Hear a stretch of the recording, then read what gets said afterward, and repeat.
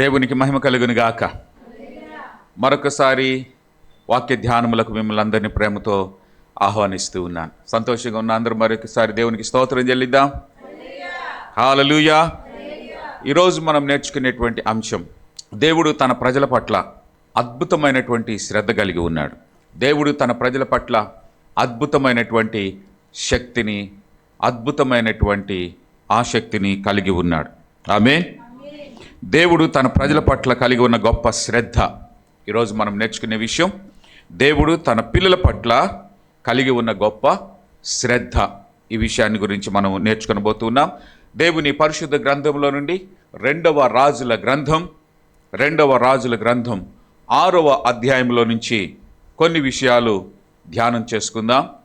మీరు ఈ గ్రంథాన్ని ఇంటికి వెళ్ళిన తర్వాత బాగా సుదీర్ఘంగా ధ్యానం చేయండి. కానీ ఈ రోజున కొన్ని విషయాలు మాత్రం నేను అందులో నుంచి మీకు నేర్పించాలని ఆశపడుతూ ఉన్నాను.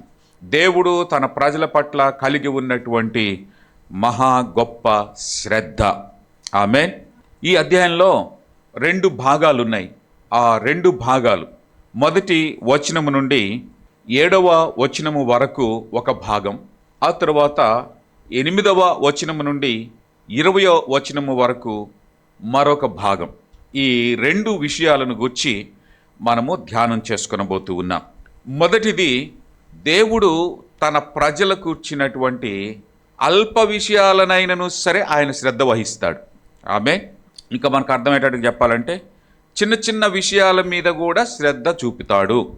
ఆమేన్.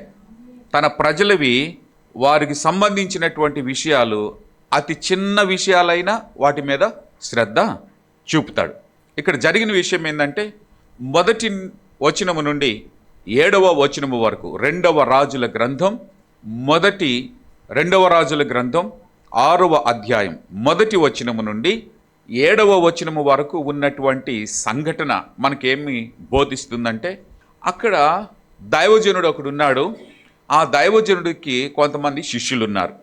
ఆ దైవజనుడి యొక్క శిష్యులలో ఒకళ్ళకి ఒక ఆలోచన వచ్చింది.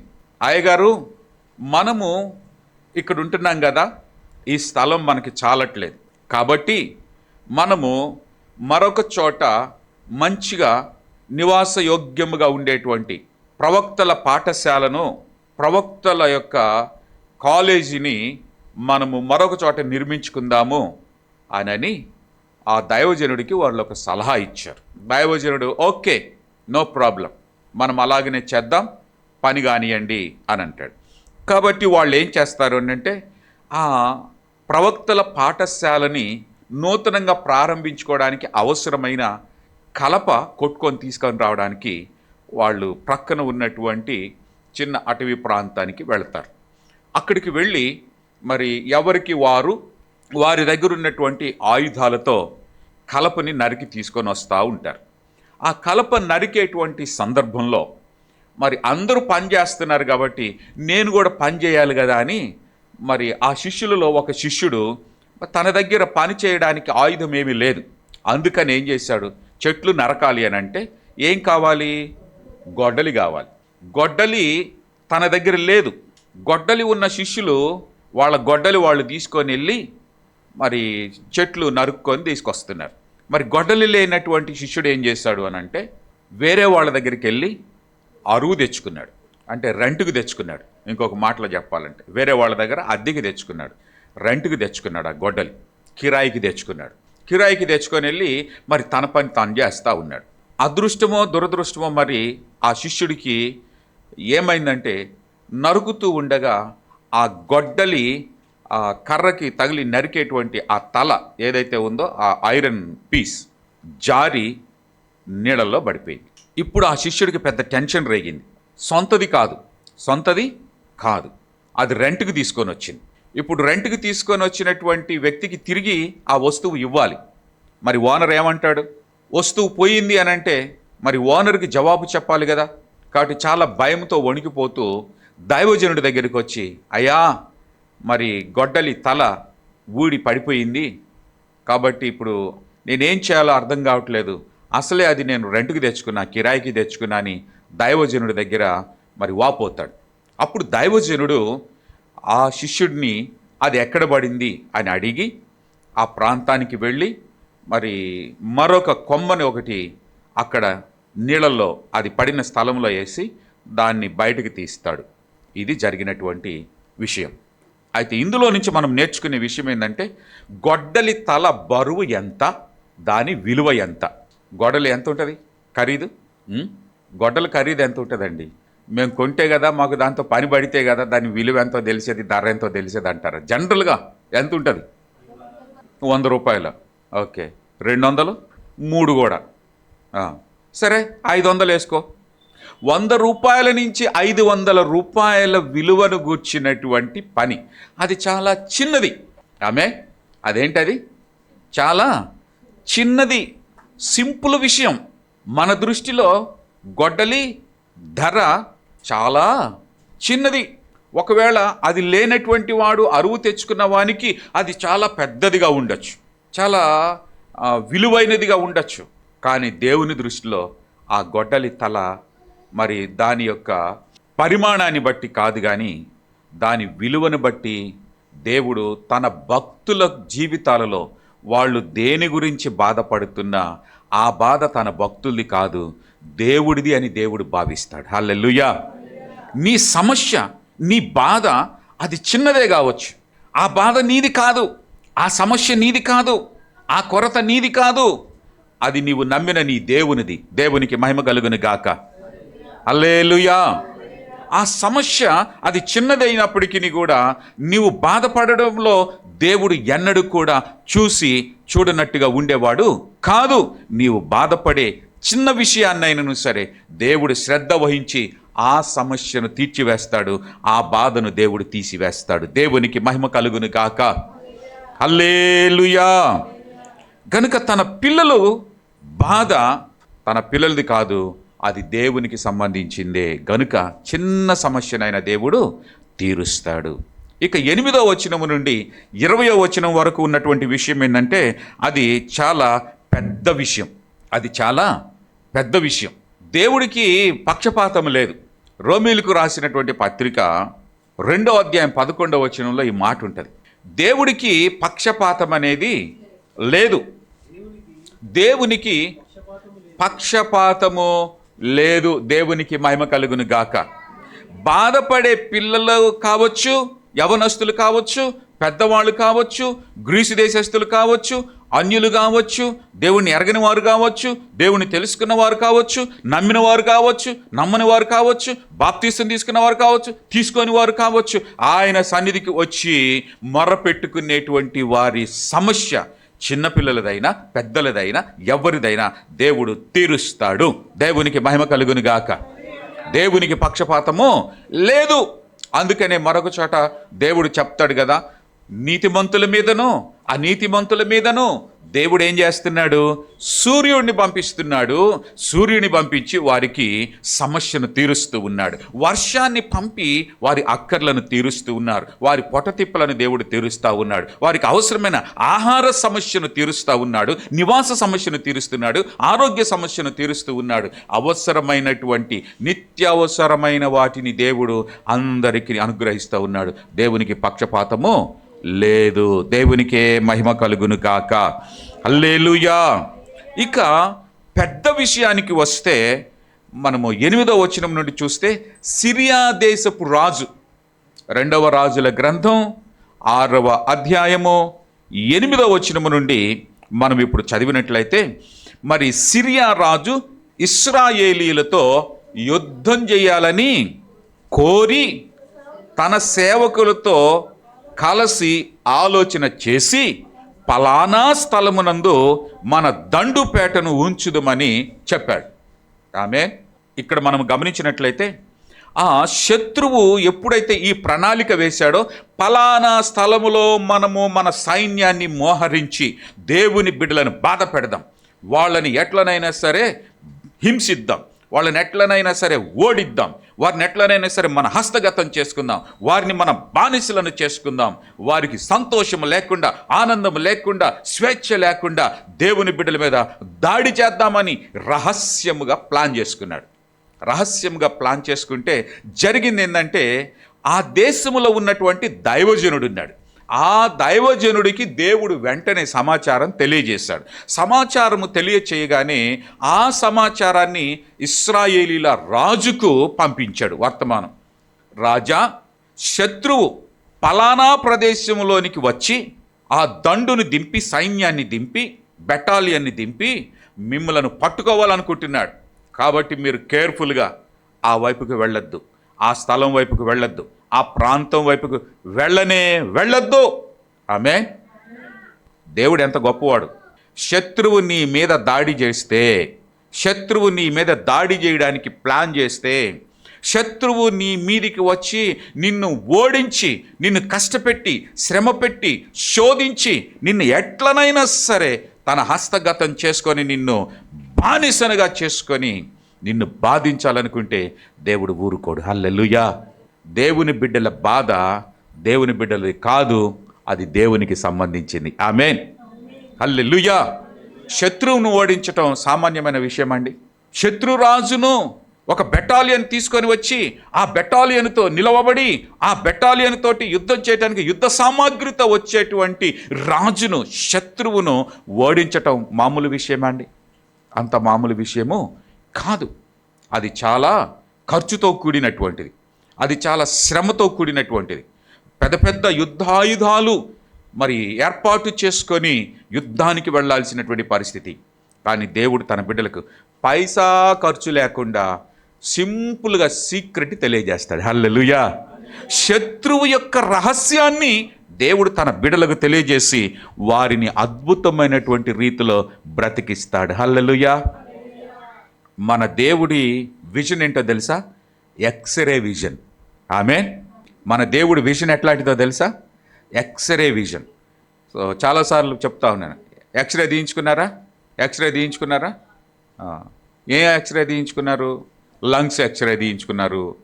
ముక్కు లోపట ఎముక ఎట్లా ఉందో, ఏళ్ళు కాళ్ళు ఇరిగినాయి అంటే మనకు బయటికి కనపడతలేదు, కానీ లోపల ఎక్కడ ఇరిగిందో, అది ఇరిగిందా లేకపోతే బెసికిందా, జాయింట్లు తప్పిందా, అది మనకు పైన కనపడదు. ఎక్స్రే తీస్తే కనపడదు. ఇంటర్నల్గా దాగి ఉన్నటువంటి, రహస్యంగా దాగి ఉన్నటువంటి సమస్య, అది బయటకి మనకెవ్వరికి, మానవునికి కనబడినటువంటి ఆ విషయాన్ని దేవుడు ఎక్స్రే తీసి చూస్తాడు. హల్లెలూయా. దేవుని బిడ్డల మీదకి శత్రువు ఏ రకంగా ఏ సీక్రెట్ ప్లాన్స్ చేసుకున్నా ఆ సీక్రెట్ ప్లాన్ అంతా దేవుడు ఆకాశం నుండి ఎక్స్రే తీసేస్తున్నాడు. హల్లెలూయా. అది వెంటనే దైవజనుడికి తెలియజేస్తూ ఉన్నాడు. దైవజనుడు వెంటనే తన ప్రజలను అలర్ట్ చేస్తూ ఉన్నాడు. ఆమేన్. ఈ 40 రోజుల ఉపవాస కూడికల గురించి కొంతమందికి ఉపవాసాలు ఉండాలా, 40 రోజులే ఉండాలా, అట్టుండాలా, ఇట్టుండాలా, ఇది బైబిల్లో లేదు, అక్కడ లేదు, ఇక్కడ లేదు, ఎక్కడ రాసింది చెప్పండి అని పిచ్చి పిచ్చి ప్రశ్నలు వేసే వాళ్ళందరికీ ఇదే సమాధానం. హల్లెలూయా.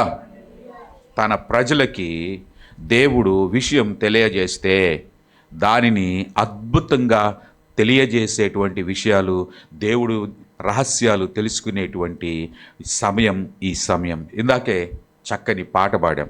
మర్మమైన సంగతులు వివరంగా తెలుసుకునేటట్లు నేర్పించు, నేర్చుకొనుటకు నీ యొద్ద యేసు కూర్చుండి విందునయ్యా. నేర్చుకొనుటకు నీ యొద్ద యేసు కూర్చుండి విందునయ్యా. నేర్పించు యేసయ్యా, నేర్పించు యేసయ్యా, నా మంచి బోధకుడా. నేర్పించు యేసయ్యా, నేర్పించు.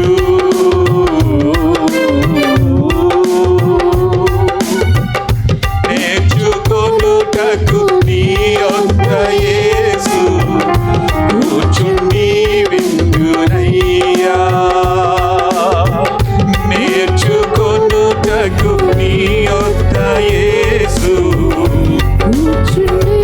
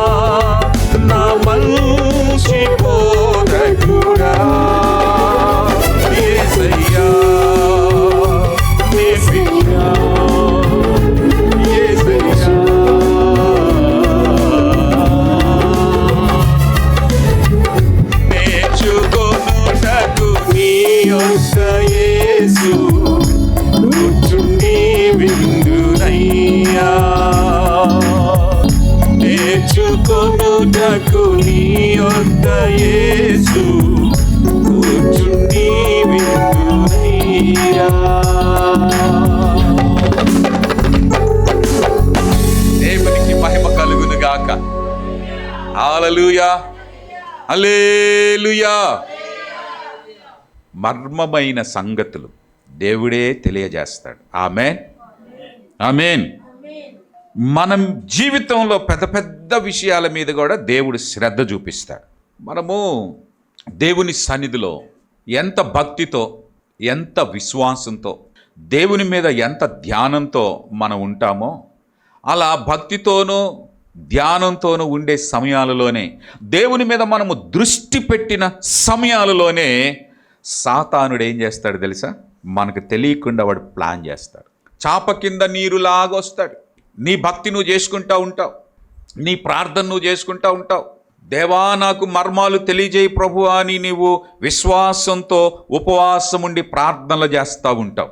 నీ రందిలో నువ్వు ఉంటావు, సాతానుడు వాడి రందిలో వాడు ఉంటాడు. ఆమేన్. ఇలాంటి ప్రత్యేక దేవుని అద్భుతమైన సందేశాలు నీ జీవితం పట్ల, దేవుడు చిన్న పెద్ద విషయాల పట్ల ఎంత శ్రద్ధ కలిగి ఉన్నాడని దేవుడు నీకు తెలియజేయాలనుకుంటున్నాడో, ఆ తెలియజేయాలనుకునే సమయంలోనే దుష్టుడు ఏదో ఒక రకంగా నీ మనసును కకావికలం చేస్తాడు.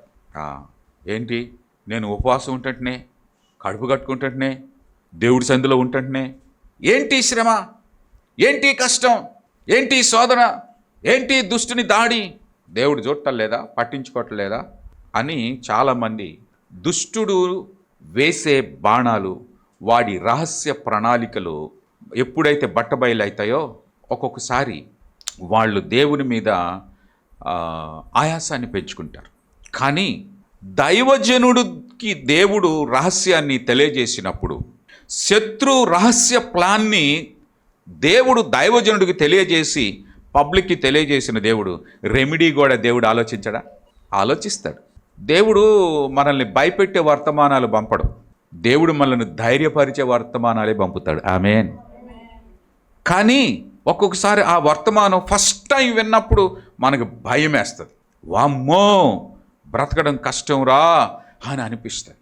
కానీ దేవుడి నుంచి ఒక అద్భుతమైనటువంటి పరిష్కార మార్గాలు మనకి కనబడతాయి. హల్లెలూయా.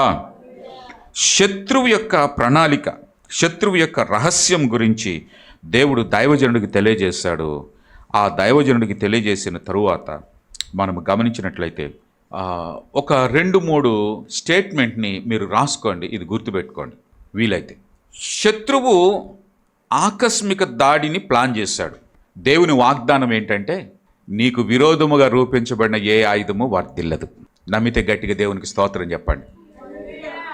శత్రువు ఆకస్మిక దాడిని ప్లాన్ చేశాడు, కానీ నీకు వ్యతిరేకంగా లేచే ఆయుధమో వర్ధిల్లదు అనే దేవుని వాగ్దానం ఉన్నది. ఆమేన్. నువ్వు ప్రతిదాడి చేయడానికి, శత్రువు దాడి చేస్తున్నాడు కదా, మరి నీవు ప్రతిదాడి చేయడానికి నీ వైపున ఒక అద్భుతమైనటువంటి దైవశక్తి ఉన్నది. ఆమేన్. నీ సొంత శక్తి నీకు అవసరం లేదు, నీ సొంత ప్రణాళికలు నీకు అవసరం లేదు. దుష్టుడు తీసుకొని వచ్చేటువంటి ప్రతి ఆకస్మిక దాడికి నీకంటూ ఒక అద్భుతమైనటువంటి గొప్ప శక్తి నీ వైపు ఉన్నది. ఆ అద్భుతమైన గొప్ప శక్తి దేవుని వాక్కు. దైవజనుడి ద్వారా దేవుడు విడుదల చేసే అద్భుత సందేశమే ఆ శక్తి. హల్లెలూయా. 9వ వచనంలో మనం చూస్తాం. శత్రువు ప్లాన్ చేసుకున్నాడు. 8వ వచనంలో, 9వ వచనంలో, అయితే ఆ దైవజనుడు ఇశ్రాయేలు రాజునకు వర్తమానము పంపి, ఫలానా స్థలమునకు నీవు పోవద్దు, ఫలానా స్థలమునకు నీవు పోవద్దు, అచ్చటికి సిరియనులు దిగి వచ్చి ఉన్నారని తెలియజేశాను గనుక. 10వ వచనంలో, ఇశ్రాయేలు రాజు దైవజనుడు తనకు తెలిపి హెచ్చరిక చేసిన స్థలమునకు పంపి సంగతి తెలుసుకొని తన వారిని రక్షించుకొనెను. దేవునికి మహిమ కలుగును గాక. హల్లెలూయా. గొప్ప అద్భుతమైనటువంటి శక్తి నీ వైపు ఏమున్నది అని అంటే, అది దేవుని అద్భుతమైనటువంటి వాక్కు, దైవజనుడి ద్వారా దేవుడు తెలియజేసే గొప్ప సందేశం. దేవునికి మహిమ కలుగును గాక. హల్లెలూయా. నీకు వ్యతిరేకంగా చేసే అనేక దాడులు, పోరాటాల కంటే నీ కోసం పనిచేసే ఒక్క పోరాట శక్తి అద్భుతమైనది. హల్లెలూయా. నీకు వ్యతిరేకంగా దాడి చేసేటువంటి అనేక పోరాటాల కంటే నీకోసం పనిచేసే ఒక్క పోరాటం శక్తివంతమైనది. అదేంటో తెలుసా? దేవుని వాక్కుకి, దైవజనుడి వాక్కుకి విధేయత చూపటం. ఆమె ఇక్కడ ఇశ్రాయేలు రాజు దైవజనుడు పంపినటువంటి వార్త నిజమో కాదో అని తెలుసుకున్నాడు. తెలుసుకున్న వెంటనే తన వారిని రక్షించుకునే ప్రయత్నము చేశాడు. హల్లెలూయా. శత్రువు నీ మీద ముమ్మాటికి దాడి చేస్తుంటాడు. ఒకసారి కాకపోతే 2 సార్లు, 2 సార్లు కాకపోతే 3 సార్లు, తాను ఎన్నిసార్లు ప్రయత్నం చేసినా అన్నిసార్లు దేవుడు నీ మీదికి ఆ దాడి రాకుండా అడ్డుకుంటాడు. అదే దేవుని అద్భుతమైన శక్తి. నీ శత్రువు కలవరపడేటట్లుగా చేస్తాడు నీ దేవుడు. ఆమేన్. 11వ వచనములో సిరియా రాజు కల్లోలపడి, శత్రురాజు అయినటువంటి సిరియా రాజు కల్లోలపడెను. దేవునికి మహిమ కలుగును గాక. దానికి పైన వచనములో మనము ముమ్మారు ఇలాగున జరుగుచూ వచ్చినందున అనేటువంటి మాట ఉంటుంది. సో శత్రువు ఎన్నిసార్లన్నా నీ మీద దాడి చేయనీయగాక, శత్రువు ఎన్నిసార్లైనా నీ మీదికి శోధనలు తీసుకొని రానివ్వుగాక, ఎన్నిసార్లైనా దేవుడు అది చిన్నది కానీ పెద్దది కానీ ఏ రూపంలో ఏ సంఘటనల ద్వారా నీ మీదికి వచ్చినా దేవుడు నీ శత్రువు కల్లోల పడేటట్లుగా నీకు విజయం ఇస్తాడు. ఆమేన్. హల్లెలూయా. కాకపోతే నువ్వు తెలుసుకోవాల్సిన, నేర్చుకోవాల్సిన, ఇందాక నేను చెప్పినట్టుగా ఒక 2-3 సత్యాలు ఏంటంటే, యుద్ధం తాత్కాలికం, విజయం శాశ్వతం. ఆమేన్. ఇది మొట్టమొదటి స్టేట్మెంట్. నీ జీవితం మీదకి ఏ యుద్ధమన్నా రానివ్వుగాక, శత్రువు ఎంత సీక్రెట్గా ప్లాన్ చేసుకుని అన్నా రానివ్వుగాక, ఆ యుద్ధం తాత్కాలికం, నీకొచ్చే విజయం శాశ్వతం. ఆమేన్. రెండో స్టేట్మెంట్, బాధ ఒక్క క్షణం మాత్రమే ఉంటుంది. బాధ ఒక్క క్షణం మాత్రమే ఉంటుంది. కీర్తి శాశ్వతమైనటువంటిది. ఆమేన్. బాధ ఒక్క క్షణం మాత్రమే, కీర్తి శాశ్వతమైనటువంటిది. మూడవ statement, fight is earthly, celebration is heavenly. Amen. Fight is earthly, celebration is heavenly. పోరాటం కేవలం భూ సంబంధమైనది, కానీ పండుగ పరసంబంధమైనది. ఆమేన్. విజయం యొక్క పండుగ పరసంబంధమైనది. దేవునికి మహిమ కలుగును గాక. హల్లెలూయా. అందుకనే కదా కొరింథీ సంఘానికి పౌలు భక్తుడు ఈ పోరాటాలు ఆరాటాల గురించి చెప్తూ, ఇవన్నీ తాత్కాలికమే అని చెప్తూ, దేవుడు తన ప్రజలను ఎల్లప్పుడూ విజయోత్సవముతో ఊరేగిస్తాడంట. హల్లెలూయా. 15వ అధ్యాయము, మొదటి కొరింథీలకు రాసినటువంటి పత్రిక 15వ అధ్యాయము 57వ వచనం అనుకుంటాను. అయినను మన ప్రభువైన యేసుక్రీస్తు మూలముగా మనకు జయము అనుగ్రహించుచున్న దేవునికి స్తోత్రము కలుగును గాక. ఆమేన్. హల్లెలూయా. హల్లెలూయా. ఆమేన్. ఏంటంట? యేసుక్రీస్తు మూలముగా మనకు జయము అనుగ్రహించుచున్న, ఆ విజయోత్సవముతో మనలను ఊరేగించుచున్న దేవునికి స్తోత్రము కలుగును గాక. విజయోత్సవముతో దేవుడు మనలను ఊరేగిస్తాడు.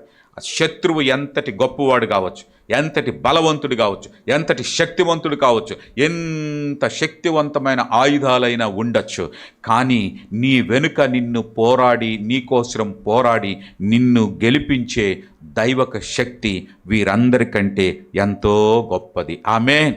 2వ రాజుల గ్రంథంలో ఈ మంచి మాట మనం వింటాం. 2వ రాజుల గ్రంథం 6వ అధ్యాయము 16వ వచనం.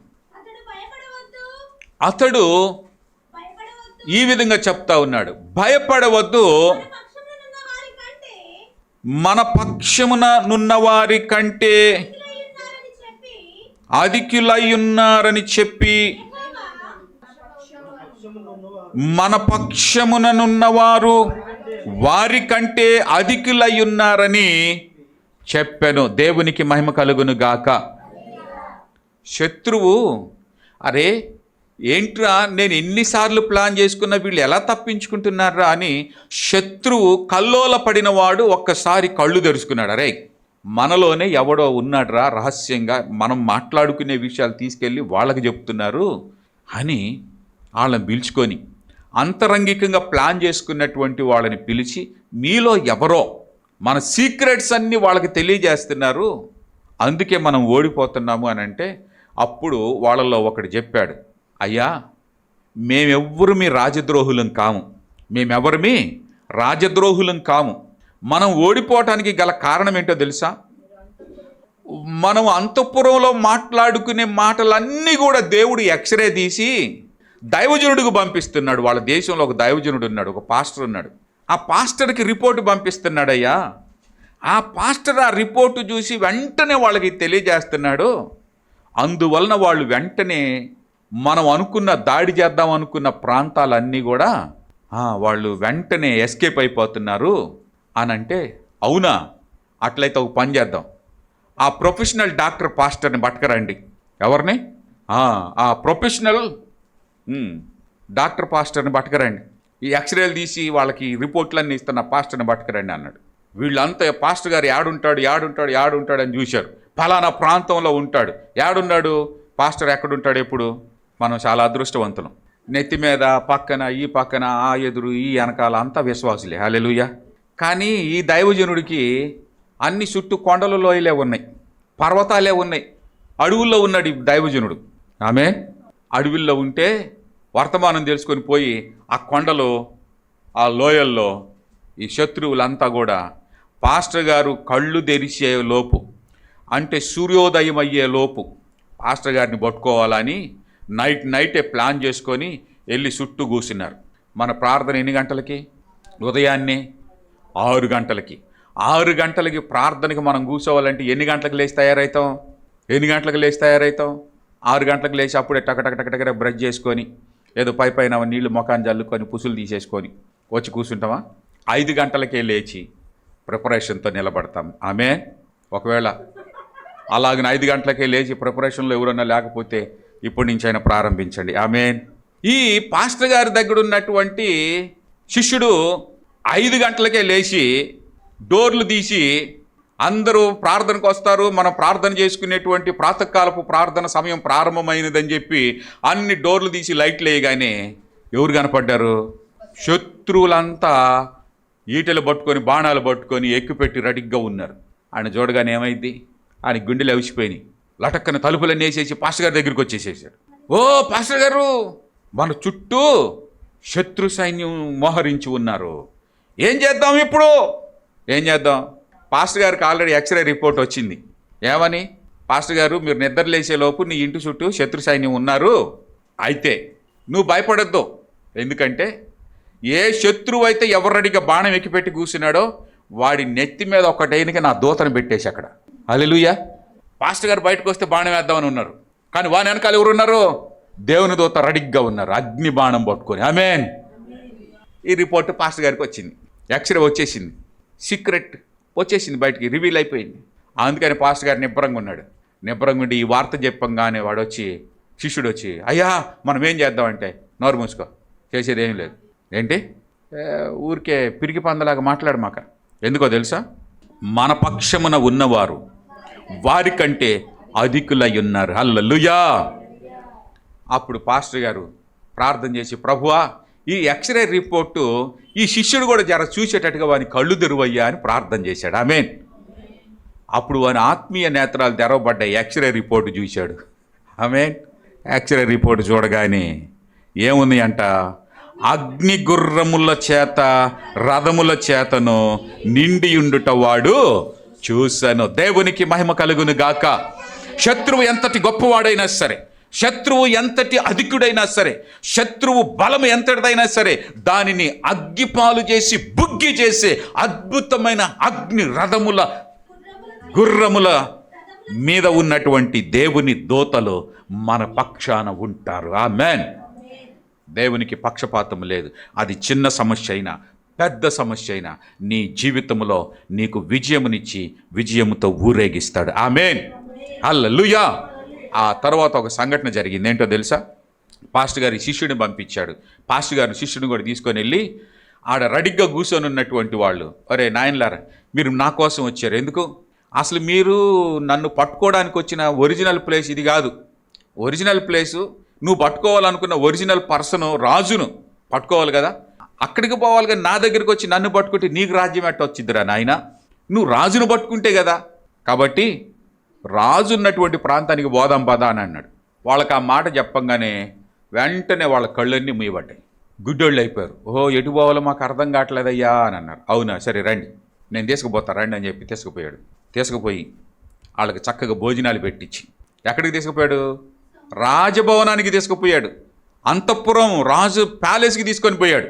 తీసుకొని పోయిన తర్వాత రాజుగారు అన్నాడు సావుకుడితోటి, దైవజనుడితోని, దైవజనుడా, శత్రువులు మనకు దొరికారు. ఇక ఇప్పుడు దాకా సీక్రెట్ ప్లాన్ చేసుకున్నారు, ఇప్పుడు రెడీ హ్యాండెడ్గా దొరికారు. మనకేం చేద్దాం ఇప్పుడు? వాళ్ళని యాష్ పడైనా వాడికి మరలా ఇంకొకసారి రాకుండా శత్రు శేషం లేకుండా వేసి పడేద్దామంటే దైవజనుడు అండి, ఏ పిచ్చోడా, నీదేం జ్ఞానం రా నాయన, ఈ ఈళ్ళను కొట్టడం ఏందిరా నాయన, శత్రువుకు భోజనం పెట్టు. శత్రువుకి ఏం చేయాలా? భోజనం పెట్టు. మన దేశాల్లో యుద్ధ నీతి ఒకటి ఉంటుంది. ఏంటో తెలుసా? మన సైనికులు గనక శత్రువుల చేతికి జొక్కితే ఆ సైనికుల్ని ఇబ్బంది పెట్టకూడదు, వాళ్ళని తిట్టకూడదు, వాళ్ళకి రాజమర్యాదలు చేయాలి. ఆమె ఇది బైబిల్ పద్ధతి. చాలా మందికి తెలియదు. నువ్వు ఏ రాజ్యంలోకి వెళ్ళినా, ఏ రాజ్యానికి సంబంధించిన యుద్ధ రాజనీతి ఒకటి ఉంటుంది. రాజునైనను, రాజు తరపున సేనాధిపతులనైనను, సైనికులనైనను వాళ్ళు చేజిక్కించుకుంటే వాళ్ళకి ఏ విధమైనటువంటి హాని చేయకుండా వాళ్ళ అవసరతలు, వాళ్ళ ప్రాణాలు తెప్పరిల్లేటట్టుగా వాళ్ళకి ఫస్ట్ అన్నపానములు, అన్న వస్త్రాలు వారికి అందించాలా. ఇది దైవజనుడు ద్వారా దేవుడు నేర్పించినటువంటి సత్యం. ఆమేన్. ఆ రాజుకి నేర్పించాడు, బుద్ధిహీన పని చేయకు. వాళ్ళు మనుషులు, వాళ్ళ వెనకాల ఒకడున్నాడు, వాడు వీళ్ళని పంపాడు. పాపం వీళ్ళు అమాయకులు, ఆడు చెప్పినట్టు నీ దగ్గరికి వచ్చారు. వాళ్ళని కొడితే నీకేమొస్తుంది? వాళ్ళకి భోజనాలు పెట్టమన్నాడు. వాళ్ళు హాయిగా భోజనాలు తిన్న తర్వాత ప్రార్థన చేశారు, ప్రభువా ఇప్పుడు వీళ్ళ కళ్ళు తెరిచాయి నాయన అంటే. కళ్ళు తెరిస్తే ఎక్కడున్నారు వీళ్ళు? రాజు ప్యాలెస్లో ఉన్నారు. వామ్మో, ఇదేనా నాయన? వాళ్ళు భయపడతా ఉంటే, ఏం భయపడకండే, చక్కగా భోజనం చేసి రెస్ట్ తీసుకొని మీరు రాజు దగ్గరికి పోండి అన్నాడు. అందుకనే మరొక చోట ఉంటుంది, ఎవడైనా నీకు శత్రువులు కనుక ఉంటే వాడికి నువ్వేం చేయాలంట? నీ శత్రువు ఆకలిగాని ఉంటే వానికి భోజనం పెట్టు, దాహంగాని ఉంటే వానికి దాహమి. అట్లా చేయుట చేత వాడి నెత్తి మీదలో నువ్వే నిప్పులు కొంపడి పోసినోడు అవుతావు. చాలు. వీడు నాకు అన్యాయం చేస్తున్నాడు, వీడు నాకు ద్రోహం చేస్తున్నాడు, వీడు నా మీద అన్ని పితృలు చెప్తున్నాడు, అందరి ముందు నన్ను తోలనాడుతున్నాడు, నన్ను చాలా అల్పంగా చేస్తున్నాడు, వీడిని ఎట్ట చెయ్యాలా అని నువ్వు చేయాల్సిన పనిలే. ఆయన పిలిచి భోజనం పెట్టి చాలు. ఆమె, ఓయ్ రా నాయన, బాగున్నావా? ఏం సంగతి? ఏంది సిక్కిపోయినట్టున్నావు, అలసిపోయినట్టున్నావు, ఏం సంగతి? ఎందుకంటే మనల్ని ఎట్టెట్ట పట్టుకుందామా, ఎట్టెట్ట చిక్కించుకుందామని ఆలోచించి ఆలోచించి అలసిపోయి కళ్ళు చిక్కిపోయి బొగ్గలు సొట్లబడి సౌందర్యం కాస్త పోయి కురూపి రోగాలు వచ్చి ఎట్టెట్టో ఉంటారు కదా. ఆయన పిలిచి ఏం చేయాలా? ఒరే, నా మీద నువ్వేమి శత్రుత్వం పెట్టుకోవద్దురా నాయన, నీ మీద నాకే శత్రుత్వం లేదురా నాయన, మనం కలిసిపోవాలా, మనుషులం, సామాజికులం, కలిసి తిరగాల, మొఖాలు చూసుకోవాలా, శత్రుత్వం ఎందుకురా నాయన అని ఏం చేయాలా? వానికి అంత భోజనం పెట్టి వానికి ప్రేమ చూపించు చాలు. దేవుడు వాడు చేసిన కీడికి వాడి నెత్తి మీద దేవుడే నిప్పులు కుంపటి నింపుతాడు, మనలను విజయోత్సవముతో ఊరేగిస్తాడు. హల్లెలూయా, హల్లెలూయా. అదే దైవజనుడి ద్వారా దేవుడు నేర్పించినటువంటి విషయం. నీ మీద దేవుడు శ్రద్ధ కలిగిన వాడై, అది పెద్ద సమస్య అయినా చిన్న సమస్య అయినా సరే దేవుడు ఆ సమస్య నుంచి నిన్ను విడిపిస్తాడు. ఎప్పుడైతే ఈ భోజనం అవన్నీ పెట్టారో ఇంకా అప్పటి నుంచి వాళ్ళంట భోజనం పుచ్చుకొని ఏమంట చక్కగా భోజన పదార్థాలన్నీ అన్నపానములను పుచ్చుకొని రాజు దగ్గర సెలవు తీసుకొని తమ యజమానుని దగ్గరికి వెళ్ళి విషయం చెప్పగానే రాజుకు బుద్ధి వచ్చింది. వాడిని కొట్టలా తిట్టలా, రే నువ్వు అట్ట చేస్తావా, నీ బలం ఎంత నా బలం ఎంత చూసుకుందాం రా, అక్కడ ఇక్కడ ఎక్కడ, ఆ సెంటరా ఈ సెంటరా ఏ సెంటరో ఏమనలేదు. వీళ్ళు పోయారు, అయ్యా ఆ రాజు ఎంత మంచోడు, ఆ దేశంలో ఉన్న పాస్టర్ ఎంత మంచోడు, ఇదిగో రాజు సంపుదామన్నా కూడా సంపద అన్నాడు. ముందు మేము అలసిపోయాము, ఆహార పానీయాలు లేవు, ఆ ఆహార పానీయాలు పెట్టించారు, వాళ్ళు చాలా మంచోళ్ళయ్యా, వాళ్ళ జోలి మనకెందుకయ్యా, వద్దయ్యా రాజుకు సలహా ఇస్తే ఇక అక్కడి నుంచి రాజు అంట వీళ్ళ మీదకి యుద్ధం చేయటం అంట మానేశాడంట. హల్లెలూయా. అది దేవుని పద్ధతి. ఉపవాసం ఉండి ప్రార్థన చేసి మనం ఏం చేయాలి ఇప్పుడు? ఏం చేయాలి ఇప్పుడు? ఉపవాసాలు ఎన్ని ఉపవాసాలు అయితే ఉన్నామో ఆ ఉపవాసాల ఖర్చు అంతా మిగిల్చుకొని ఉపవాసాలు అయిపోయిన చివరి రోజుకి మంచి కొత్త వస్త్రాలు ధరించుకుంటానికై ఏడగబోదాం. ఇంకా ఓపెన్ కాలే డిమార్ట్, దాచిపెట్టుకొని అడగబోదాం. అది కాదు దేవుని పద్ధతి. ఏంటి దేవుని పద్ధతి? ఏంటి? దేవుని సన్నిధిలోనికి తీసుకొని వచ్చి, ప్రభువా ఇదిగో నేను నీ కోసం నేను వీటన్నిటిని త్యజించా, ఇదిగో ఈ ఖర్చు అంతా కూడా నీ సన్నిధికి తీసుకొస్తున్నా, నీ రాజ్య మహిమ కొరకు, నీ ప్రేమ వార్త విస్తరణ కొరకు, నీ రాజ్య విస్తరణ కొరకు, ఆత్మల రక్షణ కొరకు, సంఘములో జరిగే సేవ కొరకు అర్పణ ఇస్తున్నాను ప్రభువా అని దేవునికి ఇవ్వాలా. ఆమేన్. దైవజనుడి ద్వారా దేవుడు తెలియజేసిన విషయం అదే. శత్రువుకి ఏం చేయాలా? బాధల్లో ఉన్నవారికి, కష్టాల్లో ఉన్నవారికి, ఇబ్బందుల్లో ఉన్నవారికి మనం ఏం చేయాలా? వారికి అంతో ఎంతో దేవుని పని కోసం చేయవలసింది చెయ్యాలి. ఇవాళ ఉదయకాలంలో విజన్ ఇండియా ఫౌండేషన్ అనేటువంటిది బీదల కొరకు మనము కానుకలు తీస్తుంటాం కదా. ఇవాళ ఒక ఫౌండేషన్ వాళ్ళు వచ్చారు. నల్గొండ హెడ్ ఆఫీస్ హైదరాబాదు మల్కాజ్గిరిలో నాకు తెలిసినటువంటి వాళ్ళు వచ్చారు. వారికి కొంత కానుక మరి ఉపవాస దినాల్లో నుంచి మన దేవుని సన్నిధిలో నుండి తీసినటువంటి వాటిలో నుండి కొంత వాళ్ళకి ఇవ్వటం జరిగింది. రిసిప్ట్ ఇది. సో గనుక ప్రియ దేవుని బిడ్డలారా, మీరు అనుకోవచ్చు, లేకపోతే నేను అనుకోవచ్చు, కొందరికి తెలియని వాళ్ళకి అనుకోవచ్చు, నేను రుజువులు చూపాల్సిన పని లేదు, మీకు నా మీద నమ్మకం ఉంది. అయినా బాధ్యతగా మనం చేస్తున్నటువంటి పనులు అవి మీకు చూయించడం, సాధ్యమైనంత వరకు మన దగ్గరికి వచ్చిన వాళ్ళు మన తరపున, మన సంఘము తరపున వాళ్ళకి, అనాథలకి, ఆహారం లేనటువంటి వారికి, బీదలకి, నిరాశ్రయులుగా ఉన్న వారిని చేర్చుకునేటువంటి వారికి మన తరపు నుంచి అంతవారికి పంపించడం జరిగింది. హల్లెలూయా.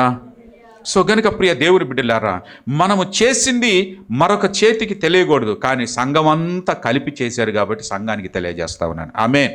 అది నా ఒక్కడిగా నేను చేస్తే అది అందరికీ నేను బయటకు చెప్పుకోవాల్సిన పని లేదు, కానీ మనము సంఘము తరపున చేస్తున్నాం కనుక మరి అందుకే మీ అందరికీ ఆ విషయాలు తెలియజేయటం జరుగుతుంది.